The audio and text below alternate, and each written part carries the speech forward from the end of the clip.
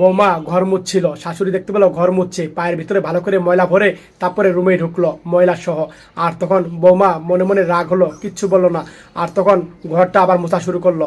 আর শাশুড়ি দেখতে পেলো তার ছেলে আসছে, আর তখন তাড়াতাড়ি করে ঘর মুছনে নিয়ে আর সে নিজে ঘর মুছছে। আর বৌমা তখন তাকিয়ে রইলো। আর ছেলে আসলো, ছেলে দেখতে পেলো মা ঘর মুছছে। আর তখন ছেলে রুমে গেল, আর বউকে বলো তুমি কি করো, দাঁড়িয়ে আছো, ঘর মুছতে পারো না? এই কথা বলে চলে গেল। বৌমা অবাক হলো। পরের দিন মা বসে মোবাইল টিপছিল, আর গরম পানি দিল, দেখলো ছেলে আসছে, আর গরম পানি হাতে ফেলে দিল। আর তখন বৌমা তো অবাক হয়ে গেল। আর তখন ছেলে দেখতে পেল, ছেলে বললো কী হয়েছে মা, কী হয়েছে? দৌড়ে আসলো ছেলে, আর এসে দেখতে পেলো গরম পানি হাতে ফেলে দিয়েছে। আর তখন একটা থাবা মারলো বৌমাকে, কী করছো তুমি, একটা গরম পানি দিতে পারো না মাকে, যাও চলে যাও, এইভাবে বললো।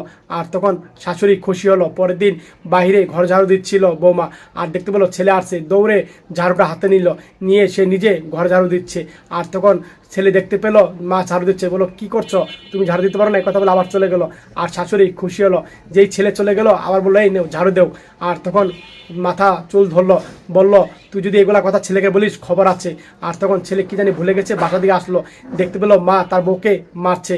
আর তখন বললো মা কী করছো তুমি, এভাবে ছেলে দৌড়ে আসলো, মা তুমি এইভাবে তুমি আমার বউকে মারছো কেন, তুমি প্রতিনিয়ত আমার বউকে এভাবে মারো না, তুমি থাকো আমরা চলে যাবো, এই কথা বললো। সত্যি ভাই, এই ভিডিওটা দেখে যদি আপনারা শিক্ষা গ্রহণ করতে পারেন।